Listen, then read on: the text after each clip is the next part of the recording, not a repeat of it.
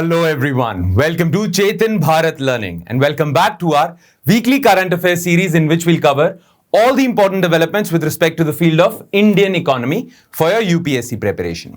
Now the period of reference for this particular video would be 3rd of August to 9th of August. So 3rd August से लेके 9th August तक जितने भी important developments हुई हैं economy के perspective से, जितने भी इंपॉर्टेंट करंट अफेयर्स थे इकोनॉमी के पर्सपेक्टिव से, वो हम आज की वीडियो में कवर करेंगे.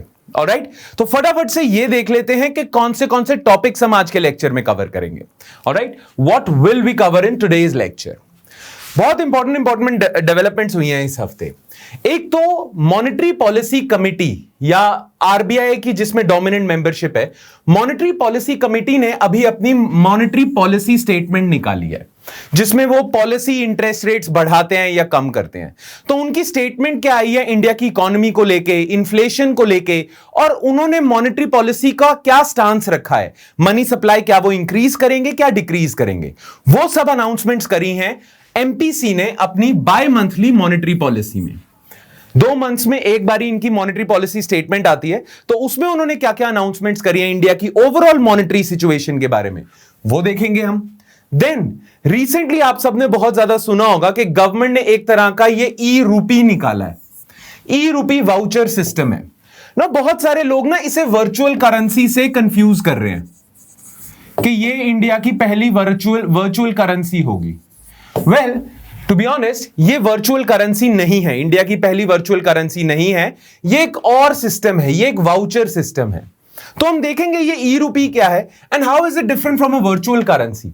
और वर्चुअल करेंसी को लेके इंडिया क्या कर रहा है वो तो हम पिछली वीडियोस में कर चुके हैं, पर फिर भी थोड़ा सा ब्रीफ देख लेंगे. राइट, देन अभी रिसेंटली इनकम टैक्स एक्ट में एक अमेंडमेंट बिल लेके आए हैं जिसमें रेट्रोस्पेक्टिव टैक्सेशन को रिमूव करा है.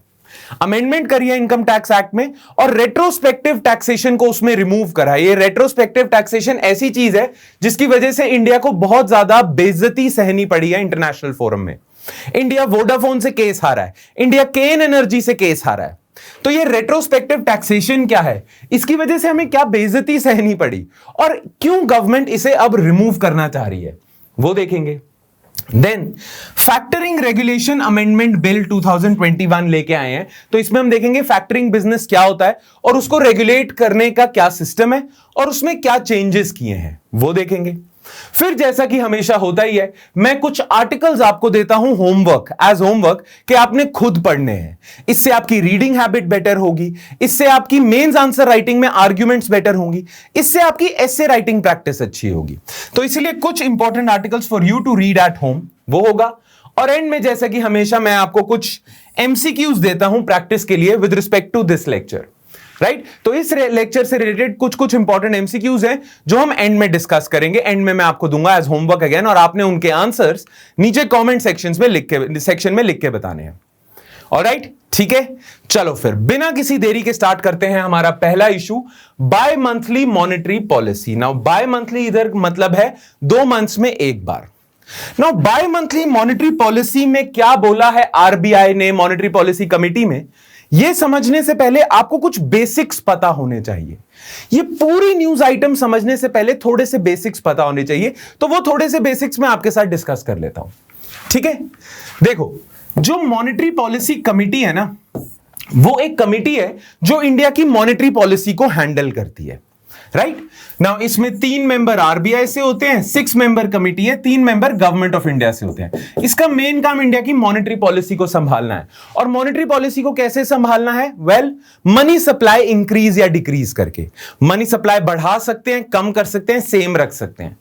तो मनी सप्लाई को संभालना है. नाउ इसके सामने ना 2 गोल्स होते हैं.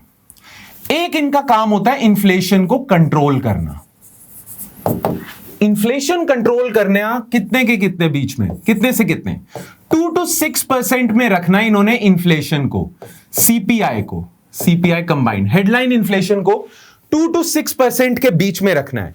ये इनका मेजर टारगेट है, ये इनका स्टैट्यूटरी टारगेट है, लॉ में लिखा हुआ इन्होंने ऐसा करना है. ठीक है, तो इन्फ्लेशन कंट्रोल करना है. दूसरा इनका एक और टारगेट है ग्रोथ को मेंटेन करना, इंडिया में ग्रोथ होती जाए. राइट, नाउ ये दोनों टारगेट्स ना एक तरह से कॉन्ट्रडिक्टरी हैं, एक दूसरे को ओपोज करते हैं. ओपोज कैसे करते हैं, अगर इन्फ्लेशन जरूरत से ज्यादा बढ़ रही है ना, बहुत ज्यादा इन्फ्लेशन बढ़ रही है, तो आरबीआई या मॉनेटरी पॉलिसी कमेटी ना इंटरेस्ट रेट्स, पॉलिसी रेट्स बढ़ा देगी, रेपो रेट वगैरह बढ़ा देगी। ठीक है, जो एमपीसी होती है ना, उसके सामने मेजरली 3 मॉनेटरी पॉलिसी स्टांस होते हैं। एक स्टांस का नाम होता है अकोमोडेटिव। अकोमोडेटिव मतलब अगर एमपीसी कहती है कि हमारा स्टांस अकोमोडेटिव है, तो वो मनी सप्लाई एक्सपैंड करना चाह रहे हैं। नाउ मनी सप्लाई वो कैसे एक्सपैंड करेंगे? पॉलिसी रेट्स कम कर देंगे, इंटरेस्ट रेट्स कम कर देंगे, मनी पंप करते रहेंगे इकोनॉमी में ताकि मनी सप्लाई बढ़ती जाए। ये होता है अकोमोडेटिव। दूसरा स्टांस होता है टाइट। इसमें ये मनी सप्लाई कम करते हैं, पॉलिसी रेट्स बढ़ा देते हैं, इंटरेस्ट रेट्स बढ़ा देते हैं और मनी सप्लाई कम करने लग जाएंगे इकोनॉमी से। और तीसरा स्टांस होता है न्यूट्रल। न्यूट्रल जैसे नाम से पता ही है हमें, न्यूट्रल स्टांस है ना। जब भी इन्फ्लेशन जरूरत से ज्यादा होगी, इन्फ्लेशन बढ़ जाएगी, यानी कि 6% से ऊपर होगी, तो ये टाइट मॉनेटरी पॉलिसी स्टांस ले लेंगे। टाइट का मतलब मनी सप्लाई कम करेंगे, मनी सप्लाई कम करेंगे तभी इन्फ्लेशन कम होगी। ठीक है, और जब ग्रोथ बहुत ज्यादा कम होती है और इनका पर्पस होता है ग्रोथ बूस्ट करना, तो ये अकोमोडेटिव स्टांस ले लेते हैं। अकोमोडेटिव स्टांस का मतलब क्या है कि मनी सप्लाई बढ़ा रहे हैं। पर अभी कैसी सिचुएशन है? वेल, अभी बड़ी कॉम्प्लिकेटेड सिचुएशन है, क्योंकि अभी ग्रोथ बूस्ट करना पर्पस है, सबका है। इकोनॉमिक रिकवरी करना सबका पर्पस है, सब चाहते हैं इकोनॉमिक रिकवरी अच्छे से हो। पर अभी एक और प्रॉब्लम है, इन्फ्लेशन 6% से ज्यादा हो रखी है। इन्फ्लेशन 6% से ज्यादा हो रखी है, तो ग्रोथ बूस्ट करना है आरबीआई और एमपीसी का मेजर ऑब्जेक्टिव, तो उन्हें स्टांस अकोमोडेटिव रखना पड़ेगा। पर इन्फ्लेशन भी 6% से ज्यादा हो रखी है, तो उन्हें स्टांस टाइट रखना पड़ेगा ना। किसको प्रायोरिटी दें? क्या टाइट करें मॉनेटरी पॉलिसी तो उससे इन्फ्लेशन कम हो जाएगी, पर ग्रोथ भी सैक्रिफाइस होगी। अगर आप टाइट मनी पॉलिसी कर देते हो तो ग्रोथ कम होने लग जाएगी। ठीक है, तो ग्रोथ हैम्पर होगी। अगर आप अकोमोडेटिव कर देते हो तो इन्फ्लेशन तो बढ़ती जाएगी, ग्रोथ चैलेंज होगी। राइट, तो इस बाइंड में था आरबीआई, इस बाइंड में थी मॉनेटरी पॉलिसी कमेटी, और इस बाइंड में, इस वाली सिचुएशन में इन्होंने मॉनेटरी पॉलिसी स्टेटमेंट निकाली है। और उस स्टेटमेंट में इन्होंने कहा है कि हम अपना स्टांस अकोमोडेटिव रखेंगे, हम मनी सप्लाई बढ़ाते जाएंगे, हां हम पॉलिसी रेट्स वहीं के वहीं रखेंगे, जो रेपो रेट वगैरह है वो वहीं के वहीं रखेंगे। जनरली अकोमोडेटिव में आप कम कर देते हो ना रेपो रेट, ये कह रहे हैं कि हम अकोमोडेटिव रखेंगे, पॉलिसी रेट्स वहीं के वहीं रखेंगे, मनी सप्लाई किसी और तरीके से बढ़ा देंगे, पर हमारा स्टांस अकोमोडेटिव है। इसका मतलब क्या है कि एमपीसी ग्रोथ को प्रायोरिटाइज कर रहा है अभी as compare to inflation. Inflation के लिए ये और बहुत सारे हथकंडे अपना लेंगे और कोई तरीके अपना लेंगे, पर अभी प्रायोरिटी ग्रोथ है। तो इस थीम पे इस बार की बाय मंथली मॉनेटरी पॉलिसी आई है। क्लियर? ये बेसिक्स अब आपको समझ आ गए। अब चलते हैं हम आगे। What's in the news? After a 3-day meeting, the MPC of RBI on Friday kept the key policy rates unchanged at 4% for the 7th time in a row. Inflation बहुत टाइम से बढ़ती जा रही है, फिर भी इन्फ्लेशन को control करने के लिए इन्होंने पॉलिसी रेट बढ़ाए नहीं। क्यों? क्योंकि इनके दिमाग में ग्रोथ है और इन्होंने अभी तक अपना स्टांस अकोमोडेटिव रखा हुआ है 7th टाइम इन अ रो। क्यों? क्योंकि इनके दिमाग में ग्रोथ है। Reverse repo rate has also been kept unchanged at 3.35%. Okay. The panel has also raised the inflation target for fiscal 2021-22, but maintained the growth forecast at 9.5%. Now, इन्होंने और बहुत सारी चीजें करी है। इन्होंने जो प्रोजेक्ट किया था कि इंडिया में इन्फ्लेशन कितनी होगी, पिछली बारी इन्होंने कहा था कि इंडिया में इन्फ्लेशन 5.1% हो जाएगी ठीक होके। अभी तो 6% से ज्यादा है, इवेंचुअली 5.1% हो जाएगी। अभी रिसेंटली इन्होंने कहा नहीं, 5.1% नहीं, इन्फ्लेशन तो ज्यादा ही रहेगी, 5.7% के आसपास रहेगी इन्फ्लेशन। इन्होंने अपना इन्फ्लेशन प्रोजेक्शन बढ़ा दिया कि इन्फ्लेशन ज्यादा होने वाली है। दूसरा, इन्होंने इंडिया की ग्रोथ, इस साल इंडिया कितने से ग्रो करेगा उसकी प्रोजेक्शन भी 9.5% पे स्टैग्नेंट रखी है, यानी कि पिछले मॉनेटरी पॉलिसी में जो इन्होंने प्रोजेक्शन की थी उतनी ही प्रोजेक्शन रखी है। राइट, तो ये तो मेजर टेक अवेज हैं, मोटे मोटे तौर पे ये कहा है मॉनेटरी पॉलिसी में, पर थोड़ा डिटेल में भी देख लेते हैं। राइट, तो सबसे पहला पार्ट देखते हैं मॉनेटरी पॉलिसी का कि interest rates to remain steady. Interest rates, policy rates वहीं के वहीं रखे हैं, अकोमोडेटिव स्टांस रखा है। The 6-member MPC panel headed by RBI Governor Shaktikant Das voted in favor of keeping key policy rates unchanged and decided to continue with an accommodative stance. यानी कि monetary expansion ही करनी है, growth को prioritise करना है। Why?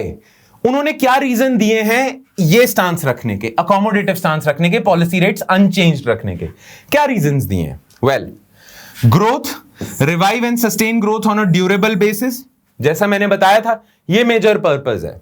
Then continue to mitigate the impact of COVID-19 on the economy while ensuring that inflation remains within the target going forward. इनका main purpose है कि हमारा प्रायोरिटी नंबर 1 है कोविड-19 के इंपैक्ट से इकोनॉमी को रिवाइव करना, साथ साथ कुछ और तरीकों से हम इन्फ्लेशन को भी कंट्रोल कर लें। पर इन्फ्लेशन प्रायोरिटी 2 पे है, प्रायोरिटी 1 पे ग्रोथ है।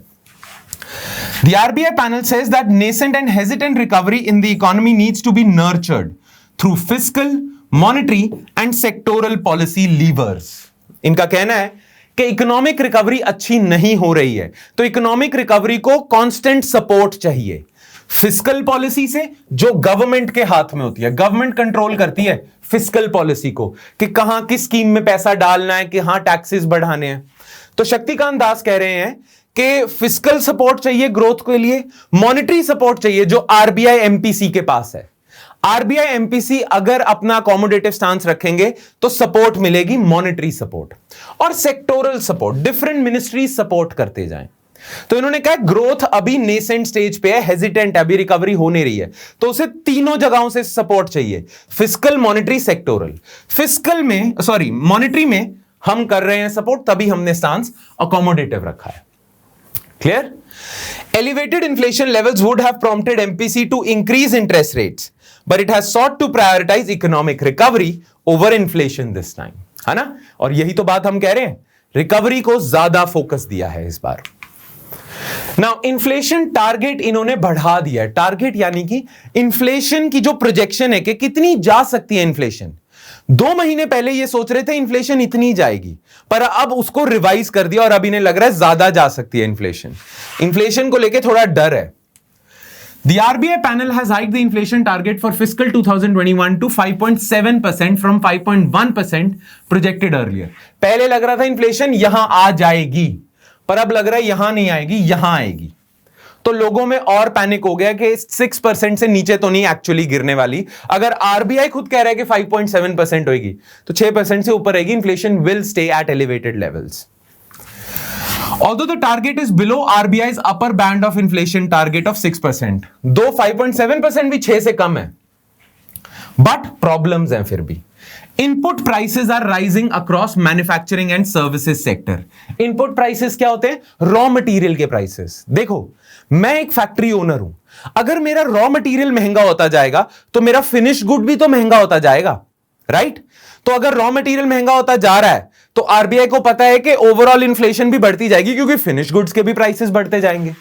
तो इनपुट प्राइसेस बढ़ते जा रहे हैं।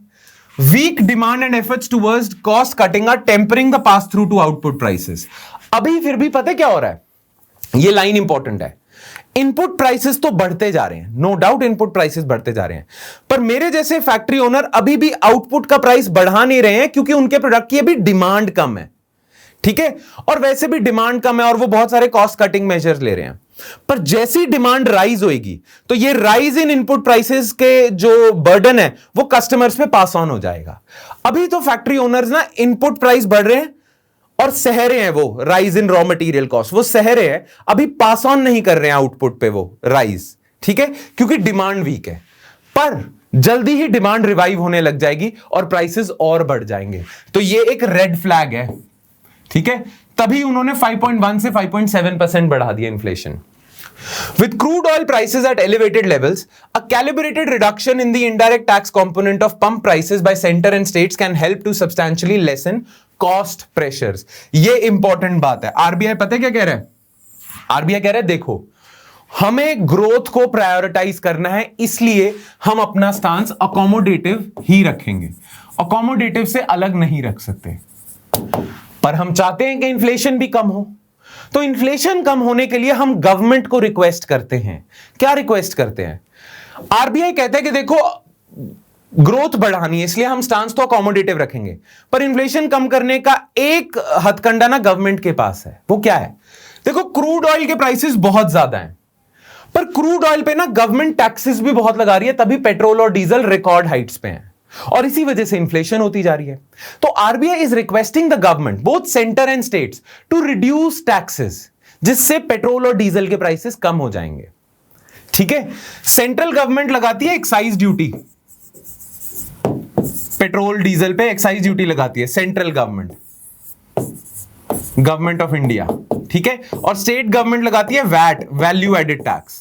दोनों ने हाई रखा हुआ है, वैट भी हाई है, एक्साइज ड्यूटी भी हाई है, तभी फाइनली जो इन्फ्लेशन है, जो पेट्रोल डीजल हम पंप से खरीदते हैं, वो बहुत हाई है। तो आरबीआई इज रिक्वेस्टिंग कि आप ये कम कर दो, हमसे इतनी एक्सपेक्टेशन ना करो, क्योंकि हमने ग्रोथ बढ़ानी है, इसलिए हम अकोमोडेटिव रखेंगे। ठीक है, the combination of elevated prices of industrial raw material, high pump prices of petrol and diesel with their second round effects.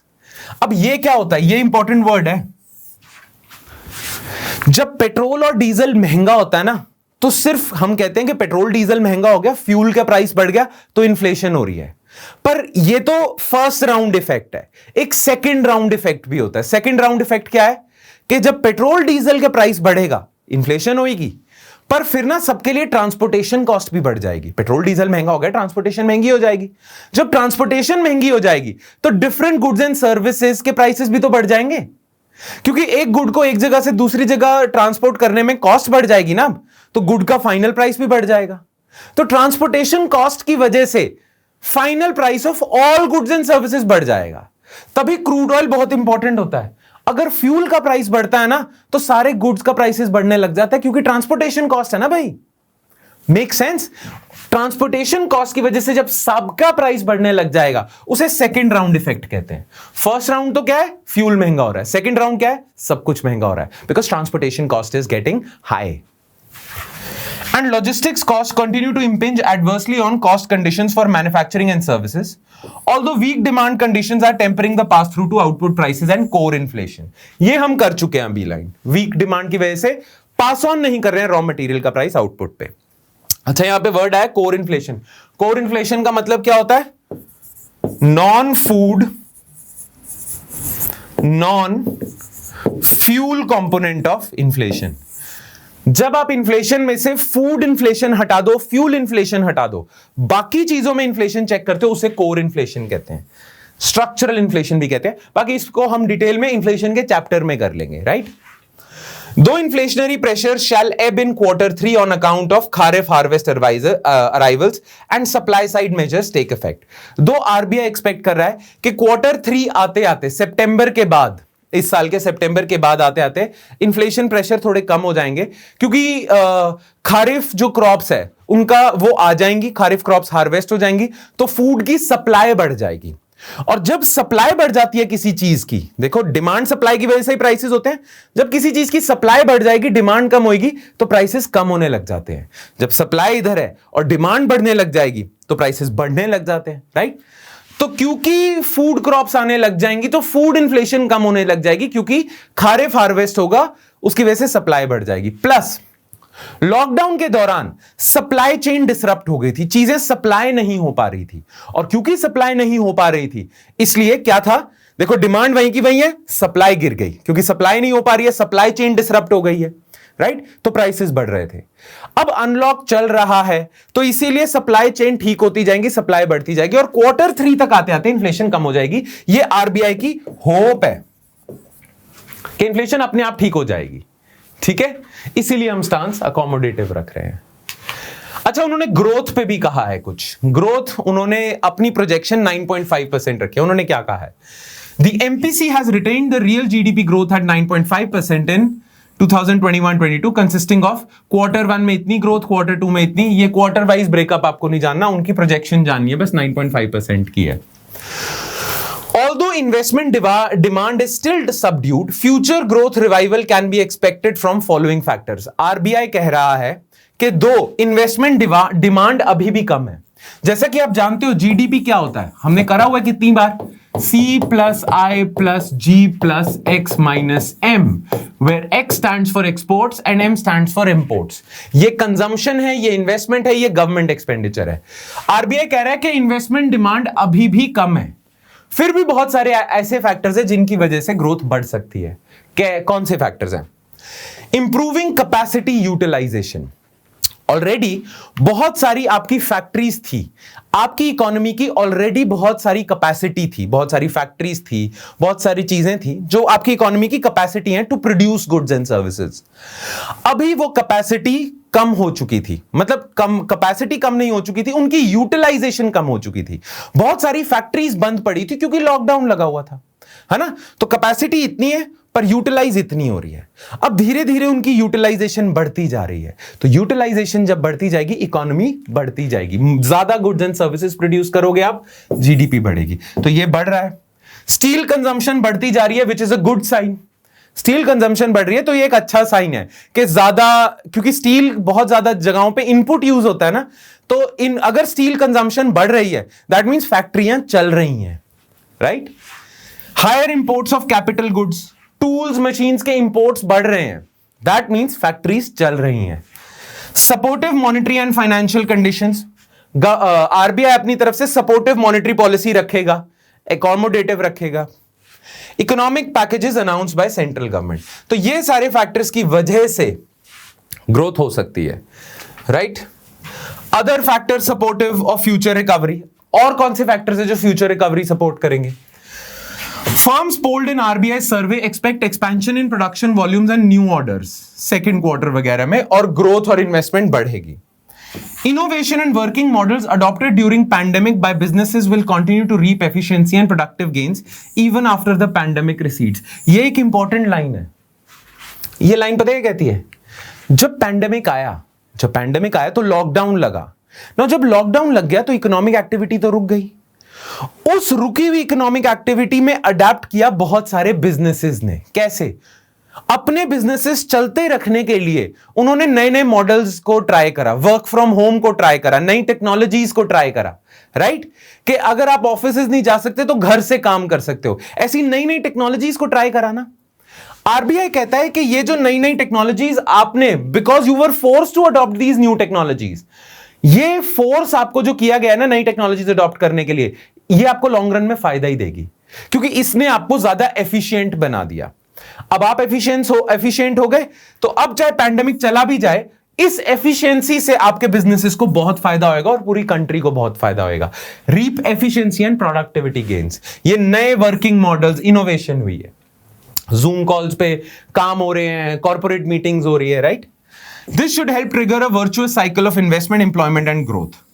तो इसको लेके आरबीआई बहुत ज्यादा पॉजिटिव है. शक्तिकांत दास ने एक और स्टेटमेंट दी है, वो कोट मैंने एज इट इज कोट दे दिया आपको. Domestic economic activity has started normalising with the Ebbing of second wave. Ebbing मतलब कम हो रही है, of the virus and the phase reopening of the economy. High frequency indicators. High frequency indicators क्या होते हैं? High frequency indicators वो indicators होते हैं जो बहुत जल्दी जल्दी जिनका डेटा आता है. जैसे जीडीपी का डेटा तो एक क्वार्टर के एंड में आएगा, साल के एंड में आएगा, बट बहुत सारे ऐसे इंडिकेटर्स होते हैं जिनका डेटा जल्दी जल्दी आता है, जिससे आप पता लगाते हो इकोनॉमी ठीक चल रही है या नहीं. कि नए ऑर्डर्स आ रहे हैं, इंप्लॉयमेंट जल्दी जनरेट हो रही है, एयर ट्रैवल बढ़ता जा रहा है, ट्रैवल बढ़ता जा रहा है, दैट मींस मोबिलिटी बढ़ती जा रही है, ट्रांसपोर्ट सेक्टर में ज्यादा हो रहा है, फ्यूल कंजम्पशन बढ़ती जा रही है. इनका डेटा जल्दी जल्दी आता है और इससे आपको आइडिया लगता है इकोनॉमी ठीक चल रही है. तो high frequency indicator suggest that consumption, private और गवर्नमेंट दोनों, investment and external demand are all on the path of regaining traction, यानी कि ग्रोथ होने वाली है. ये ऑप्टिमिस्टिक हैं शक्तिकांत दास जी, ठीक है. बाकी ये इंडियन एक्सप्रेस में ना एक पैराग्राफ मुझे अच्छा लगा, मैं चाहूंगा जो हम डिस्कस कर चुके हैं उसी से रिलेटेड है. शक्तिकांत दास ने एक बात बोली है, वो आप खुद पढ़ना ही है. मैंने स्क्रीनशॉट ही शेयर कर दिया, इंडियन एक्सप्रेस में उन्होंने कहा था, ठीक है. आपके लिए इजी होगा समझना. अच्छा, ये सारी बातें तो शक्तिकांत दास ने कह दी, ये सारी बातें एमपीसी ने कह दी कि देखो फ्यूचर हमें ठीक लग रहा है, ऑप्टिमिस्टिक होना चाहिए. पर बहुत सारे इकोनॉमिस्ट अभी भी कह रहे हैं कि इतने ऑप्टिमिस्टिक हो नहीं सकते.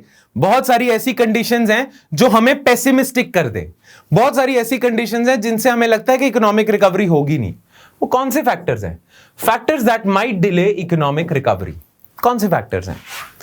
With the ebbing of the second wave, RBI is hopeful of a bounce back in rural demand on the back of agricultural output remaining resilient.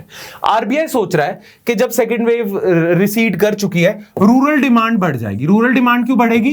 क्योंकि एग्रीकल्चरल आउटपुट बढ़ रही है ना, और जब एग्रीकल्चरल आउटपुट बढ़ती है तो फार्म इनकम बढ़ती है, और फार्म इनकम बढ़ती है, फार्मर्स के पास ज्यादा पैसा होगा तो वो रूरल एरियाज में डिमांड बढ़ा देंगे, और जब रूरल डिमांड बढ़ती है ना तो थोड़े से लैग के बाद इंडस्ट्रियल डिमांड भी बढ़ती है, सर्विसेज डिमांड भी बढ़ती है, तो अर्बन एरियाज को भी फायदा होने लग जाएगा.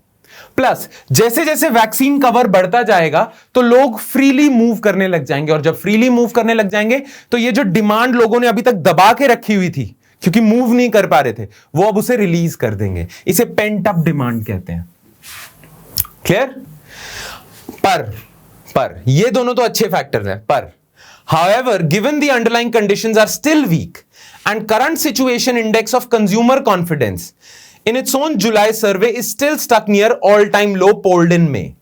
ठीक है, आरबीआई का जो करंट सिचुएशन इंडेक्स है कंज्यूमर कॉन्फिडेंस सर्वे में, उसमें लो स्कोर आया है. मॉनसून रेनफॉल इस बारी डेफिसिट है, और ये जो हम बोल रहे हैं ना कि खरीफ हार्वेस्ट अच्छी होगी, ऐसा जरूरी नहीं है. प्लस परचेजिंग मैनेजर्स इंडेक्स जो होता है, जो इंडस्ट्री और सर्विसेज को देखता है, मैन्युफैक्चरिंग और सर्विसेज की परफॉर्मेंस को देखता है.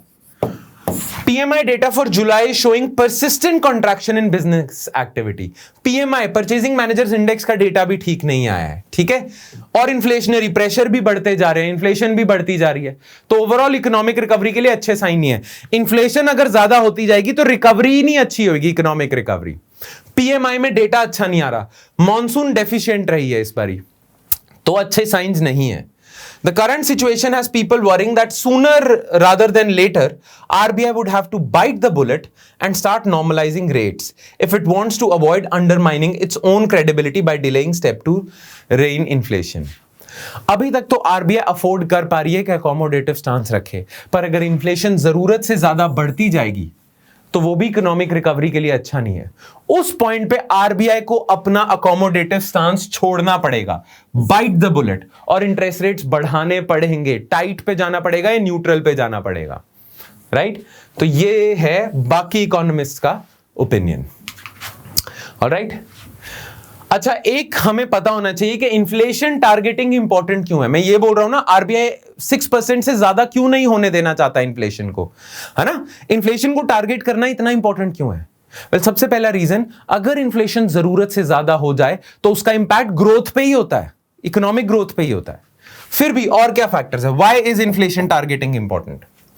Stability in inflation rate fosters credibility of monetary policy framework and augurs well for anchoring inflation expectation. Inflation expectations ठीक रहती हैं. This reduces uncertainty for investors, increasing external competitiveness and thus growth promoting.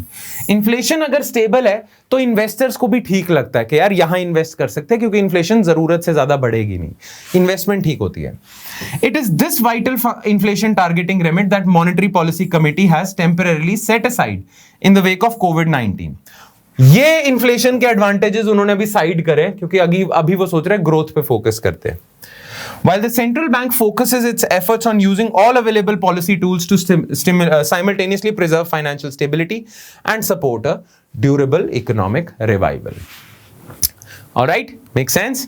चलो, अब हम आ जाते हैं, ये पूरा हो गया बाय मंथली मॉनेटरी पॉलिसी. अब हम आ जाते हैं सेकेंड इशू पे, जो ई रूपी, जो बहुत ज्यादा न्यूज़पेपर में चल रहा है, ई रूपी वाउचर सिस्टम. ना बहुत सारे लोग ना ई रूपी को वर्चुअल करेंसी से कंफ्यूज कर रहे हैं, क्योंकि अभी थोड़ी देर पहले ही ना आरबीआई ने अनाउंस करा था कि वो अपनी डिजिटल करेंसी निकालने वाले हैं. तो उन्हें लगा कि ये जो ई रूपी आया है ये डिजिटल करेंसी है.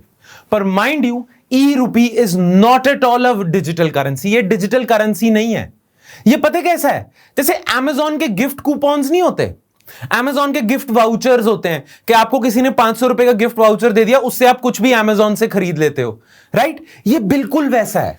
ये वाउचर सिस्टम है, ये वर्चुअल करेंसी नहीं है. ये बस एक प्रीपेड वाउचर सिस्टम है. जैसे Amazon पे आप 500 रुपए दो, आपको एक गिफ्ट कूपन मिल जाएगा. वो जो गिफ्ट कूपन है वो प्रीपेड है, आपने उसके लिए पे पहले ही कर दिया है. अब वो गिफ्ट कूपन आप किसी को दे देते हो, वो उससे स्पेसिफिक चीजें Amazon से खरीद लेता है. राइट? तो जैसे अमेजॉन का गिफ्ट वाउचर है, वैसे ही गवर्नमेंट ऑफ इंडिया का ये गिफ्ट वाउचर है, ई रूपी। It's nothing but a voucher system. ये वर्चुअल करेंसी नहीं है, ये डिजिटल करेंसी नहीं है। ध्यान रखना इस चीज के बारे में, ठीक है? बाकी देख लेते हैं फिर ये है क्या। What's in the news?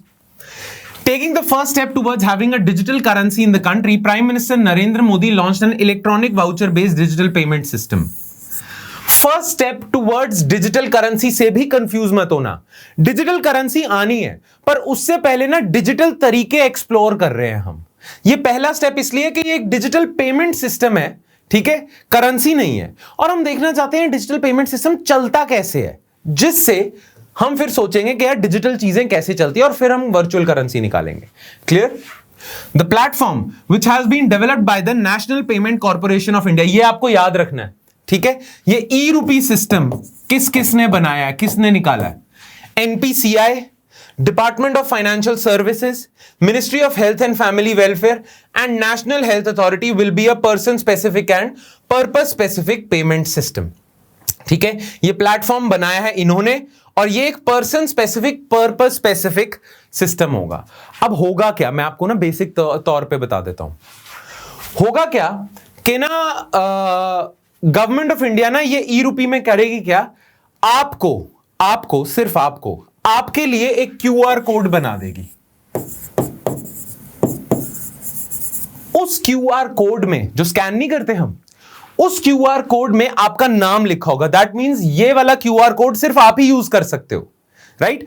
आपका नाम लिखा होगा, ठीक है, और इसमें यह भी लिखा होगा कि इस क्यूआर कोड से आप क्या चीजें परचेज कर सकते हो।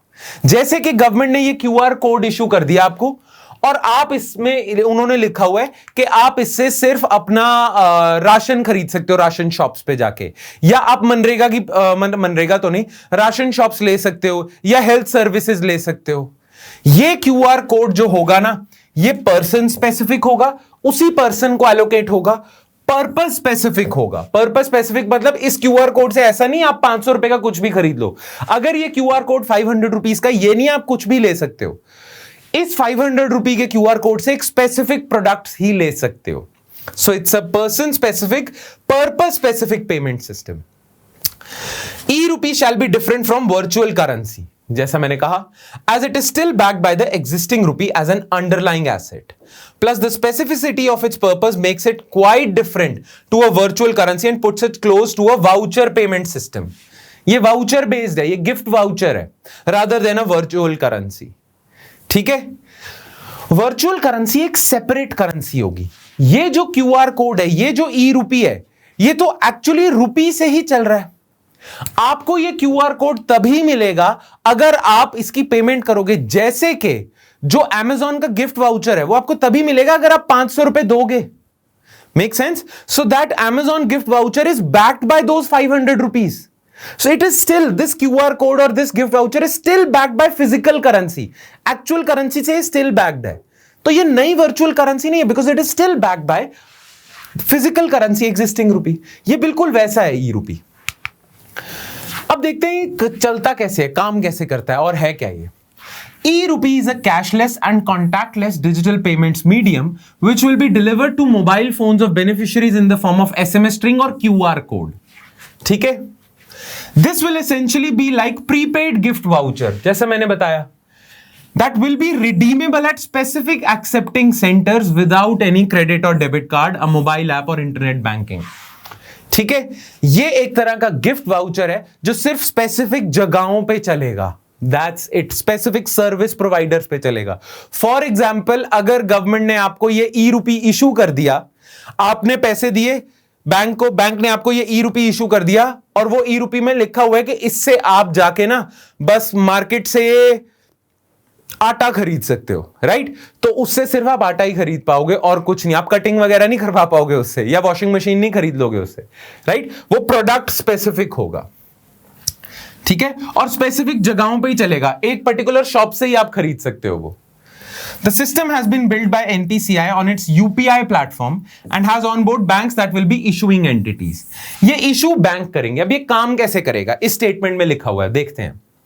Any corporate or government agency will have to approach the partner banks, which are both private and public sector lenders, with the details of specific persons and the purpose for which payments have to be made.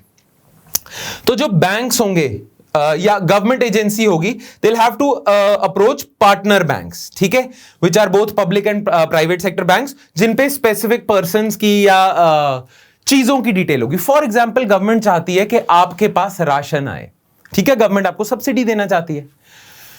Government जाएगी एक particular bank पे, let suppose Punjab national bank है. Punjab national bank के बहुत सारे customers हैं, तो government की ये पार्टनर एजेंसी होगी. अब ये जो पंजाब नेशनल बैंक है, इसके बहुत सारे कस्टमर्स हैं. गवर्नमेंट चाहती है कि ये जो कस्टमर्स हैं ना, ये दो, ए और बी, ये आटा खरीद सके राशन शॉप पे जाके. तो गवर्नमेंट इनके साथ मिलके एक ई रूपी बना लेगी. वो ई रूपी ए और बी को इशू कर दिया जाएगा. दोनों अलग अलग क्यूआर कोड होंगे. नाउ ए वो क्यूआर कोड को लेके जाएगा एक पर्टिकुलर राशन शॉप पे. ये क्यूआर कोड उसी राशन शॉप पे चलेगा और ये क्यूआर कोड से सिर्फ आप आटा ही खरीद सकते हो. तो ऐसे सिस्टम है ये गिफ्ट वाउचर सिस्टम है, ठीक है. हां, ऐसा भी हो सकता है कि ये और बहुत सारे क्यूआर कोड इशू कर सकते हैं और सिर्फ राशन नहीं, और बहुत सारी चीजों के लिए आप कर सकते हो. मान लो आपने कटिंग करानी है कहीं जाके, तो उसके लिए भी आप गिफ्ट वाउचर ले सकते हो, ई रूपी ले सकते हो, ठीक है, पर वो सिर्फ कटिंग में ही लगेगा, कटिंग कराने में ही होगा वो सिर्फ, ठीक है. वो बार्बर शॉप पे ही अप्लाई होगा और वो आप ही के लिए वैलिड होगा. तो उसमें क्या होगा, आप पीएनबी को पेमेंट कर दोगे 500 की, पीएनबी वो 500 रुपीज का ई रूपी इशू कर देगा. वो क्यूआर कोड आप वहां दिखा दो, बार्बर शॉप पे चल जाएगा. तो ना आपको उस क्यूआर कोड आपको एक बार मिल गया ना, तो उसके बाद आपको ना मोबाइल ऐप की जरूरत है, किसी गूगल पे की जरूरत नहीं है, कैश की जरूरत नहीं है, क्रेडिट कार्ड डेबिट कार्ड किसी चीज की जरूरत नहीं है, ठीक है. गिफ्ट वाउचर ऑफ सॉर्ट्स है. The beneficiaries will be identified using their mobile number and a voucher allocated by bank to the service provider in the name of the given person. Person specific है, would only be delivered to that person, ठीक है. ये चीज है. Now government सोचती है कि ये बेनिफिट है लीक प्रूफ. गवर्नमेंट ने शुरुआत में ई रूपी को पता है किस लिए लॉन्च कर रही है.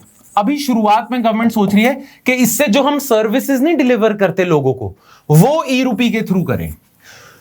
डिलीवरी ऑफ वेलफेयर सर्विसेज के लिए शुरुआत में लॉन्च होगा. फिर गवर्नमेंट को अगर लगता है ये वेलफेयर सर्विसेज के लिए अच्छा काम कर रहा है, तो बाकी चीजों के लिए भी ई रूपी लॉन्च हो जाएगा. पर अभी वेलफेयर सर्विसेज है, जैसे सस्ते ड्रग्स प्रोवाइड करने हैं, न्यूट्रिशनल सपोर्ट देनी है, ठीक है, टीबी इरेडिकेशन प्रोग्राम है, ड्रग एंड डायग्नोस्टिक्स स्कीम है, आयुष्मान भारत के लिए यूज हो सकता है, आपने हॉस्पिटल के चार्जेस में ई रूपी से करवा दिया, फर्टिलाइजर सब्सिडी इसके थ्रू दे सकते हो, right.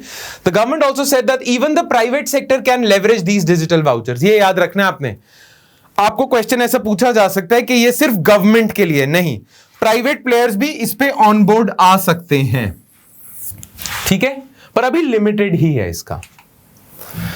Global examples of voucher based welfare system, क्या इंडिया की ही इनोवेशन है या वर्ल्ड में ऑलरेडी ऐसा कुछ चल रहा है? तो चल रहा है.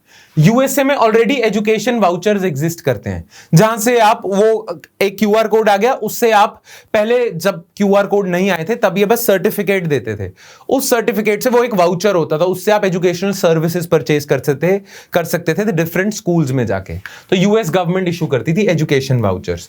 बाकी चिले, स्वीडन, हांगकांग, कोलंबिया, वहां भी एजुकेशनल वाउचर्स चलते हैं. तो गवर्नमेंट इसी से ही इंस्पायर होकर गवर्नमेंट ने बस ये जो एजुकेशनल वाउचर्स पहले फिजिकल फॉर्म में मिलते थे ना, अब गवर्नमेंट इन्हें क्यूआर कोड फॉर्म में या डिजिटल फॉर्म में दे रही है, राइट. ई रूपी और कुछ नहीं है. यही एजुकेशनल वाउचर जो फिजिकल फॉर्म में थे, इन्हें डिजिटल फॉर्म में कर दिया, बस दैट्स इट. ये ई रूपी है. क्लियर. नाउ एक चीज, ये ई रूपी तो हमारा हो गया पूरी तरह से, ठीक है. अब इन्होंने डिजिटल करेंसी की बात करी है, तो डिजिटल करेंसी पे मतलब ये जो ई रूपी पे आर्टिकल्स आए थे, उनमें डिजिटल करेंसीज पे भी एक पैराग्राफ था. तो वो पैराग्राफ फिर मैंने आपके साथ शेयर कर लिया इधर, उसको देख लेते हैं एक बारी. Does India have the appetite for digital currency? क्या इंडिया की एपेटाइट है, इंडिया चाहती है digital currency? So according to RBI, there are at least 4 reasons why digital currencies are expected to do well in India. RBI ने 4 reason point out करे हैं जिसकी वजह से डिजिटल करेंसीज इंडिया में लानी जरूरी है. ई रूपी डिजिटल करेंसी नहीं है, पर आरबीआई डिजिटल करेंसी लेके आएगा. क्यों लेके आएगा, उसके 4 कारण बताए हैं। ये 4 रीजंस आपको याद होने चाहिए, आंसर राइटिंग में काम आएंगे, प्रीलिम्स में भी पूछ सकते हैं। So RBI has identified 4 reasons. Reason number 1, there is increasing penetration of digital payments in the country. ठीक है, ऑलरेडी डिजिटल पेमेंट्स बढ़ती जा रही हैं, दैट मींस लोगों की चाहत है डिजिटल पेमेंट्स करना, राइट? ये गूगल पे, पेटीएम वगैरह के थ्रू बहुत ज्यादा हो रही हैं डिजिटल पेमेंट्स, कैश की यूजेज कम होती जा रही है, सो दैट इज गुड। ठीक है, second reason, India's high currency to GDP ratio according to RBI holds out another benefit of CBDCs, central bank digital currency, CBDCs हमने करा हुआ है। इंडिया में ऑलरेडी करेंसी बहुत ज्यादा हाई है, यानी कि फिजिकल नोट्स ज्यादा है, currency to GDP ratio high है, तो उसे कम करना चाहिए और वो डिजिटल करेंसी से हो सकता है। 3, ऑलरेडी डिजिटल करेंसीज मार्केट में चल रही हैं जो प्राइवेट प्लेयर्स ने बनाई है, जैसे बिटकॉइन, इथेरियम ऑलरेडी चल रही हैं। अगर बिटकॉइन ज्यादा पॉपुलर हो जाता है तो उससे आरबीआई को ही नुकसान होगा कि आरबीआई का रुपी अंडरमाइन होएगा, राइट? तो इसीलिए आरबीआई चाहता है कि बिटकॉइन पॉपुलर हो उससे पहले इंडिया अपनी ही Indian currency, digital currency popular कर दे। मेक सेंस कि बिटकॉइन टेक ओवर कर ले, इससे पहले डिजिटल करेंसी इंडिया का सेंट्रल बैंक खुद बना के उसे पॉपुलर कर दे, इंडिया में उसकी यूजेज कर दे। क्योंकि अगर ये प्राइवेट डिजिटल करेंसीज आ गई तो नुकसान होगा। क्लियर? ये है spread of private virtual currency such as bitcoin and Ethereum may be yet another reason why CBDCs become important from point of view of central bank. ठीक है, and 4, CBDCs might also cushion the general public in an environment volatile of private virtual currencies. Again, लोगों को भी option मिल जाएगी कि private virtual currencies हैं, अगर उनसे लोग डिससैटिस्फाइड है तो गवर्नमेंट के वर्चुअल करेंसीज पे आ जाएं। So these are the 4 reasons why virtual currencies should be encouraged. ठीक है, तो ये हो गया हमारा ई रूपी का। अब हम नेक्स्ट इशू पे आ जाते हैं, which is withdrawal of retrospective taxation. ना ये मुद्दा समझने से पहले you need to know what retrospective taxation is, तो फटाफट से वो देख लेते हैं, फिर I explain to you the entire controversy. Alright, a retrospective tax is a tax imposed on a transaction or a deal that was conducted in the past. जैसे एक छोटा सा एग्जांपल दे देता हूं। फॉर एग्जांपल 2021 में गवर्नमेंट ऑफ इंडिया डिसाइड करती है कि अब से आप जो इनकम टैक्स दोगे वो होगा 40% पे। आपकी जितनी इनकम है उसका 40% आप टैक्स दे दोगे। ये गवर्नमेंट ऑफ इंडिया डिसाइड करती है 2021 में। ठीक है, तो 2000 नेचुरल सी बात है, हर इंसान सोचता है कि 2021 के बाद मेरी जितनी इनकम होगी वो 40% पे होगी। पर लेट सपोज गवर्नमेंट आपको एक और चीज कह देती है। गवर्नमेंट कहती है कि ये जो हम लॉ लेके आ रहे हैं ना 40% इनकम टैक्स का, ये रेट्रोस्पेक्टिवली एक्टिव होगा। मतलब 2000 से लेके 2000 से लेके 2021 तक जितने लोगों ने टैक्स दिए हैं सबके टैक्स हम कैलकुलेट करेंगे 40% पे। इसका मतलब क्या हुआ? लेट्स सपोज 2000 से लेके 2021 तक इनकम टैक्स आप देते थे 20%। ठीक है, आपने दे दिया, खत्म, आप एक अच्छे सिटीजन हो, लॉ अबाइडिंग सिटीजन हो, आपने पूरे इनकम टैक्स दिए। गवर्नमेंट कहती है ना, 2021 में हम लॉ लेके आ रहे हैं कि जिन्होंने ये 20% से टैक्स दिया था उनका अब हम मानते नहीं है कि कंप्लीट टैक्स है, उन्हें पिछले 20 सालों में 40% के हिसाब से टैक्स देना पड़ेगा। यानी कि पिछले 20 सालों का जो एक्स्ट्रा 20% है वो जमा कराओ, नहीं तो आप ब्लैक मनी होल्डर हो। अब आपको गुस्सा नहीं चढ़ेगा, आपको लगेगा कि ये क्या बात हुई, मैं तो प्रॉपर टैक्स दे चुका था। आपने कल को डिसाइड कर लिया कि नहीं 20% ठीक नहीं था, 40% ठीक है, तो मैं जितने जो टैक्सेस दे चुका था अब आप कह रहे हो इनकम्प्लीट है, क्योंकि अब आपने रेट बढ़ा दिया। ये तो बड़ी बुरी चीज हुई ना। इसे हम रेट्रोस्पेक्टिव टैक्सेशन कहते हैं। जनरली कोई भी लॉ आता है तो लोग कहते हैं कि अब से अप्लाई होगा, पर टैक्सेशन में अगर आप रेट्रोस्पेक्टिव टैक्स लेके आते हो तो आपने पिछले जो सारे टैक्स दिए हुए हैं जो कंप्लीट थे अब वो इनकम्प्लीट हो जाते हैं, क्योंकि गवर्नमेंट एक दिन डिसाइड करती है कि ना, पिछले सारे जो टैक्स कलेक्ट करे थे हम बढ़ा रहे हैं। Right, this is very very problematic, है ना। नाउ ये रेट्रोस्पेक्टिव टैक्सेशन इंडिया में नहीं थी, पर इसे इंट्रोड्यूस किया गया 2012 में। 2012 में प्रणब मुखर्जी जी की सरकार थी, वैसे मनमोहन सिंह जी की सरकार थी, उसमें प्रणब मुखर्जी जी फाइनेंस मिनिस्टर थे। उन्होंने इनकम टैक्स एक्ट को अमेंड करा और रेट्रोस्पेक्टिव टैक्सेशन डाला। उन्होंने क्यों डाला था?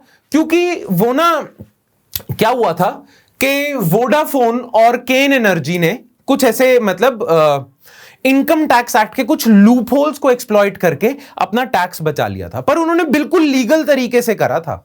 ठीक है, तो वोडाफोन और केन एनर्जी पे ना इनकम टैक्स डिपार्टमेंट ने डिमांड फेंक दी कि आपको इतना पैसा देना पड़ेगा।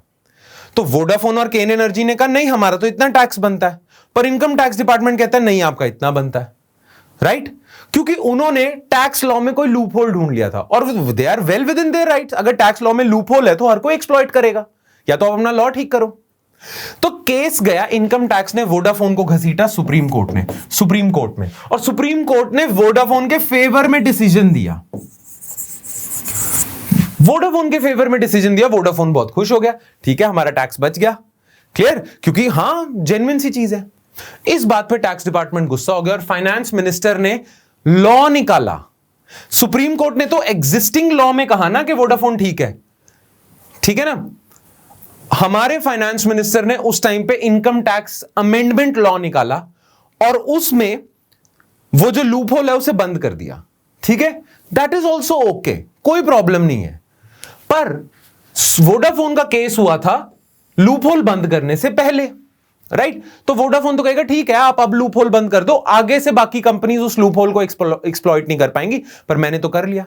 फाइनेंस मिनिस्टर कहते हैं ना, ये जो लूप होल हमने बंद किया है ये एक्टिव पता कब से होगा? नॉट आज से, नॉट 2012 से, 1962 से लेके आज तक जितने भी केसेस हुए हैं सब में ये लूप होल एक्टिव होएगा रेट्रोस्पेक्टिवली।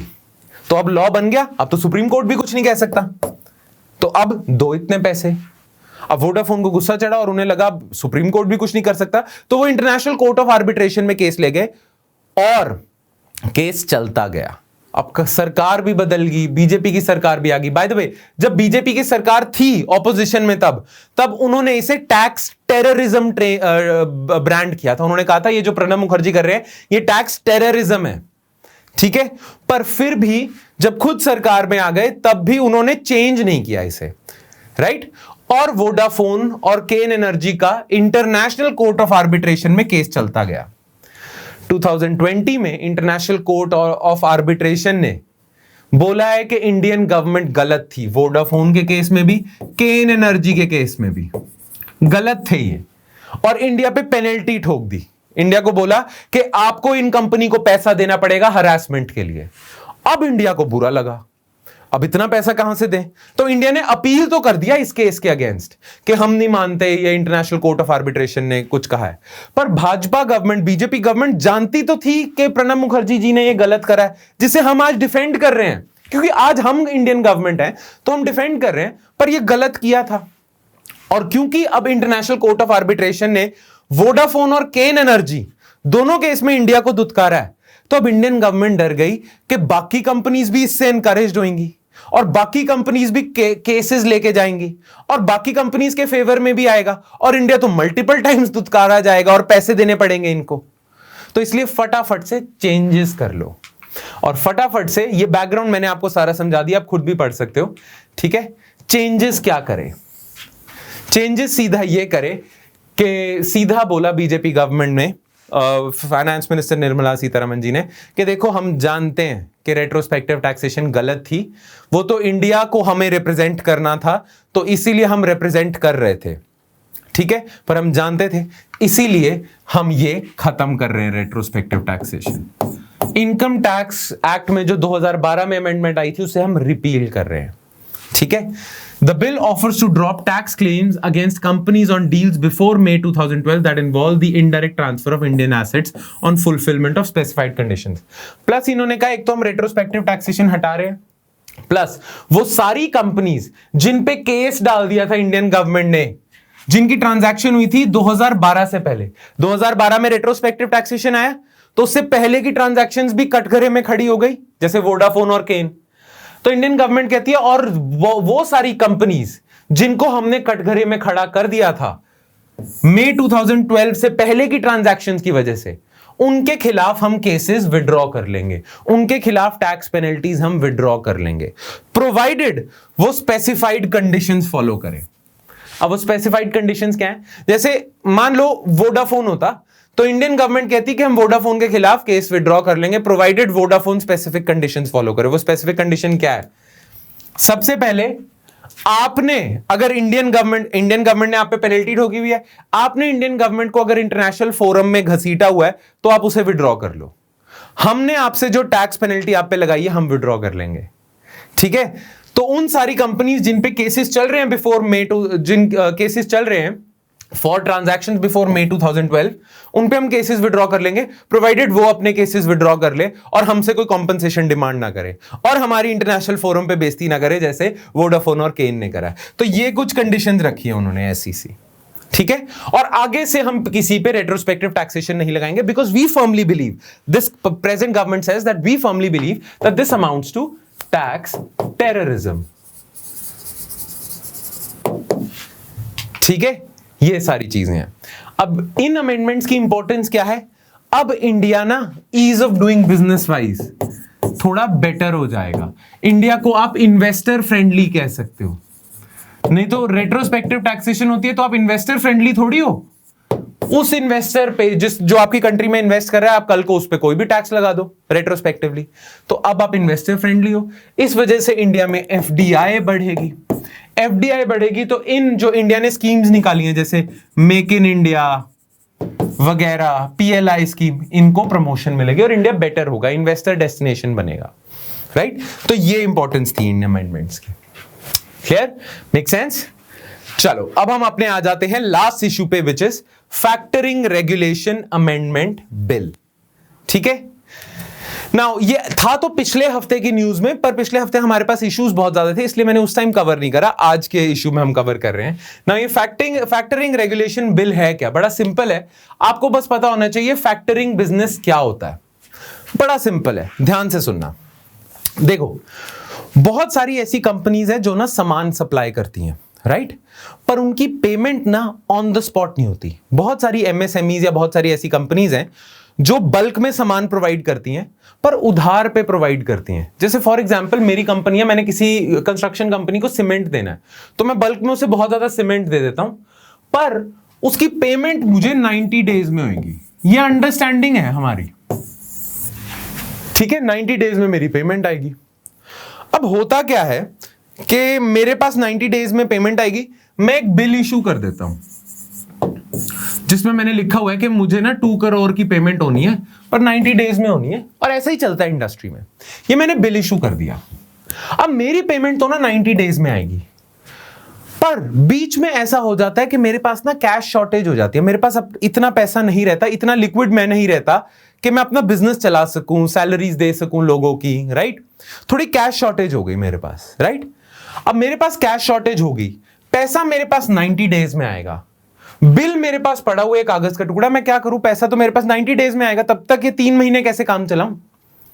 तो एक ना आपके पास ऑप्शन होती है, ये बिल को ना आप मार्केट में बेच सकते हो। जैसे कि आपको पता है 90 डेज में आपके पास पेमेंट आ जाएगी, आप इस बिल को ना किसी बैंक को बेच दे, बैंक को या किसी थर्ड पार्टी को बेच देते हो। आप इस बिल को बेच देते हो। अब ये थर्ड पार्टी क्यों खरीदेगी? आप कहते हो देखो 90 डेज में इस बिल पे 2 करोड़ की पेमेंट आनी है, पर मुझे पैसे की अभी जरूरत है, तो ये बिल मैं आपको ना डिस्काउंट पे दे देता हूं 1.5 करोड़ का। 1.5 करोड़ के डिस्काउंट पे मैं आपको ये बिल दे देता हूं क्योंकि मुझे तो अभी पैसे चाहिए। तो मैंने डिस्काउंट पे 1.5 करोड़ रुपए ले लिए, इस इंसान के पास ये बिल चला गया। अब 90 डेज बाद जो पेमेंट होगी वो इस थर्ड पार्टी को होगी। इस थर्ड पार्टी को फायदा क्या हुआ? 1.5 करोड़ डाले थे, 2 करोड़ मिल गए, 50 लाख का प्रॉफिट, राइट? नाउ इसे हम कहते हैं फैक्टरिंग बिजनेस। ये बिल को डिस्काउंट करके जब आप बेचते हो, बिल डिस्काउंटिंग कर रहे हो, तो इसे फैक्टरिंग बिजनेस कहते हैं। Factoring business is a business where an entity acquires receivables of another entity for an amount.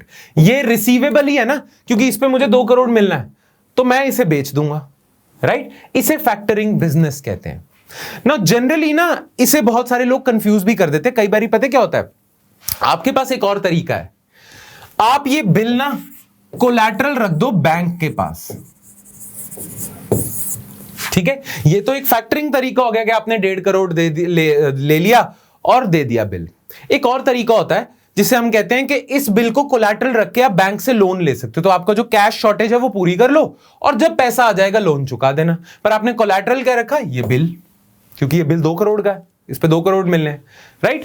ये फैक्टरिंग नहीं कहेंगे हम इसे। ये देखो लिखा हुआ है, note that credit facilities provided by bank against security of receivables are not considered factoring business. Credit वाला नहीं है सिस्टम, बस आपने परचेज कर लिया ये बिल, इसे फैक्टरिंग कहते हैं। ध्यान रखना, फैक्टरिंग इज जब आप का जो बिल है, जो रिसीवेबल्स हैं जिन पे आपको अमाउंट मिलेगा, उसे एक डिस्काउंटेड अमाउंट पे बेच देते हो, बस दैट्स इट, पैसा पूरा करने के लिए। आप और तरीके से भी पैसा ले सकते हो, वो है उसको कोलैटरल रख के बैंक से क्रेडिट ले लिया। पर कई लोग फैक्टरिंग का फायदा उठाते हैं, कई लोग बैंक से क्रेडिट का फायदा उठाते हैं। यहां पे फैक्टरिंग की बात हो रही है, ठीक है? A factor can be a bank, ये थर्ड पार्टी एक बैंक भी हो सकता है, ये एक एनबीएफसी भी हो सकती है, non banking financial company, right? और any company registered under the companies act. Clear? Receivable is the total amount that is owed और yet to be paid by the customer, है ना? ये रिसीवेबल है। Reference as debtor to the assignor, ये assignor है, ये जो मैं बिजनेसमैन हूं जिसने बिल काटा है, मैं असाइनर हूं, for the use of any good services और फैसिलिटी। ठीक है? Now changes made by the amendment bill. अब अमेंडमेंट बिल ने ये चेंजेस क्या करे और क्यों करे हैं, ये देख लेते हैं। The bill seeks to amend the Factoring Regulation Act 2011 to widen the scope of entities which can engage in factoring business. पहले आरबीआई ने पता क्या बोला हुआ था? ये जो थर्ड पार्टी है, ये हर कोई नहीं बन सकता थर्ड पार्टी। यहां पे लिखा तो हुआ है कि सिर्फ बैंक्स या एनबीएफसी थर्ड पार्टी बन सकते हैं, पर सारी एनबीएफसी नहीं अलाउड थी फैक्टरिंग बिजनेस में, ये बिल परचेज करने में, सारी नहीं थी।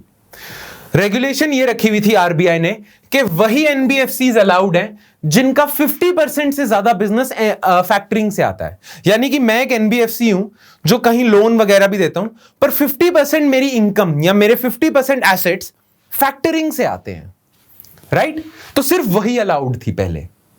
अब ये जो 50% का थ्रेशोल्ड है, इसे हटा दिया है कि अब बहुत सारे और एनबीएफसीज, यानी कि अब कोई भी एनबीएफसी फैक्टरिंग के बिजनेस में आ सकता है। वो जो लिमिट रखी हुई थी 50% की, वो हटा दी। इससे क्या होगा? Widen the scope of entities. अब ज्यादा से ज्यादा एनबीएफसीज आएंगी फैक्टरिंग बिजनेस में। The current law which gave the Reserve Bank of India authority to allow NBFCs to remain in factoring business only if it was their principal business more than 50%. ठीक है?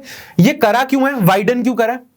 देखो, MSMEs जो होती है ना, जो bill काटती वगैरह है, उनको पास पेमेंट 90 डेज में आती है, पर उनको शॉर्टेज होती रहती है कैश की। अब अगर ये थर्ड पार्टी ज्यादा होंगी तो एमएसएमईज के पास चॉइस होगी ज्यादा लोगों को बिल बेचने की, तो उनके पास चांसेस होंगे फंड्स लेने के ज्यादा जल्दी। तो इससे क्या होगा? जो एमएसएमईज को शॉर्टेज हो रही है ना आजकल कैश की, वो खत्म हो जाएगी, क्योंकि अब बहुत सारे प्लेयर्स आ जाएंगे उनके बिल खरीदने। इसलिए लेके आए हैं ये जो लिक्विडिटी शॉर्टेज है ना एमएसएमईज को, उसको दूर करने के लिए ये लेके आए हैं अमेंडमेंट। ठीक है? ये मेन पर्पस है। The bill removes this threshold and opens up the opportunity in this business to more and non-bank lenders at a time small businesses are facing financial stress. छोटे businesses के पास liquidity support नहीं है, तो जब अब सारे लोग कोई भी इंसान आके फैक्टरिंग बिजनेस कर पाएगा, तो इससे क्या होगा? इनके पास ऑप्शन बढ़ जाएंगे एमएसएमईज के पास। The bill states that where trade receivables are financed through TREDS, ये गवर्नमेंट का ना एक प्लेटफॉर्म है जहां पे आप बिल्स को बेच सकते हो, डिस्काउंट करके बेच सकते हो ऑनलाइन, ये प्लेटफॉर्म है। The details regarding transaction should be filed with central registry by concern trades on behalf of the factor. ठीक है? ये आपको औपचारिकता है, फॉर्मेलिटीज का है, ये फॉर्मेलिटीज पूरी करनी होंगी ट्रेड रिसीवेबल्स में। ठीक है? It empowers this amendment empowers RBI to make regulations for granting registration certificates to a factor. Factor वो है जो जैसे जो NBFC factoring business में है। Filing of transaction details with central registry and all other matters. तो RBI को regulator बना दिया आपने factoring business में। RBI major regulator होएगा, सारी regulations RBI बनाएगा। It removes the 30-day time period for factors to register the details of every transaction entered by them. हाँ, एक और रखा हुआ था, अगर मैं एक एनबीएफसी हूं जिसने किसी एमएसएमई से बिल परचेज कर लिया, तो मुझे उस ट्रांजैक्शन को 30 डे के अंदर अंदर सारफाजी एक्ट के तहत रजिस्टर कराना पड़ता था, 30 डेज के अंदर अंदर। अब वो 30 डे लिमिट हटा दिया है, कभी भी मैं करा सकता हूं, जरूरी नहीं है 30 डे पीरियड में कराऊंगा। इट अमेंड्स द डेफिनेशन, अच्छा इन्होंने डेफिनेशन भी अमेंड करी है रिसीवेबल्स की, असाइनमेंट की, factoring business, to bring them in at par with international definitions. ये भी इंपॉर्टेंट चीज है, ठीक है। Now importance of this bill क्या है? चेंजेस तो हमने कर लिए, इंपॉर्टेंस क्या है? मेन इंपॉर्टेंस तो वही है कि एमएसएमईज को लिक्विडिटी सपोर्ट मिले, पर और क्या है? MSMEs will get easier liquidity which will help in their operations. MSMEs are facing difficulty due to delay in receivables. Payments नहीं आ रही हैं. And this bill will help in ensuring smoother working capital cycle and healthier cash flow. Payments late हो रही है उनकी, तो वो late payments को पूरा करने के लिए वो अभी बेच सकते हैं उसे, राइट, फैक्टरिंग के through. It will liberalize the restrictive provisions in the act and at the same time ensure that a strong regulatory body is put in place through the RBI. Allowing non-NBFC factors and other entities to undertake factoring is expected to increase the supply of funds available to smaller businesses. तो अब small businesses को जो liquidity shortage हो रही थी वो पूरी हो जाएगी. This may result in bringing down the cost of funds and enable greater access to credit-starved small businesses, ensuring timely payments against their receivables. ठीक है, ये चीज है इसकी इंपॉर्टेंस, ऑलराइट। और इसी के साथ हमारा सारे करंट अफेयर्स खत्म होते हैं इस हफ्ते के। ना फटाफट से देख लेते हैं कौन से 2-3 आर्टिकल्स जो मैं आपको होमवर्क देना चाहता हूं। ये 3 आर्टिकल्स हैं, तीनों हिंदू के हैं, ठीक है। एक जीएसटी के ऊपर है, a grand tax barring in danger of coming apart, ठीक है, ये देख लेना। Next is revisit the idea of edging out of India's coal plants. हम धीरे धीरे रिन्यूएबल पे शिफ्ट होना चाह रहे हैं, तो कोल प्लांट्स को हटाने की बात हो रही है, ये देख लेना, ये एस्से राइटिंग में काफी काम आ सकता है। And poverty in India is on the rise again, ये एक आर्टिकल है। ये तीनों आर्टिकल्स प्लीज इन्हें पढ़ना, आंसर राइटिंग में काम आएंगे, ऑलराइट। और अब हम फटाफट से आ जाते हैं एमसीक्यूज ऑफ द डे पे। कौन से एमसीक्यूज के आंसर आपने नीचे कॉमेंट सेक्शन में करने हैं। 2 एमसीक्यूज हैं, ध्यान से सुनना। Number 1, which of the following situation would not delay India's economic recovery? इनमें से कौन सी situation will not delay? Not delay. In fact, वो speed up ही करेगी economic recovery. कौन सी है? Subdued kharif harvest. Okay. High imports of capital goods. Okay. Low rate of vaccination coverage. Okay. Inflation staying above tolerance level. इनमें से कौन सा economic recovery को delay नहीं करेगा, ठीक है। Next question 2, consider the following statements with respect to factoring regulations amendment bill. The bill seeks to widen the scope of entities engaged in the factoring business, okay. The bill allows registrar of companies to make regulations for granting registration certificates to a factor, filing of transaction details with central registries and all other matters. इनमें से कौन सी statement correct है? 1 only, 2 only, both, neither, alright. और इसी के साथ हमारा सारा आज का लेक्चर खत्म होता है। That's it from my side guys. I hope you like today's lecture and I hope you understood each and every aspect or each and every concept that was discussed in this lecture.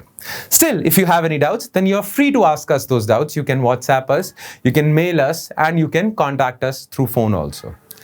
So that's it from my side guys. I'll see you next time with more stuff. Thank you. Hi. अगर आपको ये lecture पसंद आया then do subscribe to our channel. And if you're serious for UPSC 2022, then आप हमारा comprehensive course checkout कर सकते हैं। कोर्स की डिटेल्स नीचे डिस्क्रिप्शन सेक्शन में आपको मिलेगी, नहीं तो आप हमें कॉल कर सकते हैं नीचे दिए गए नंबर पर।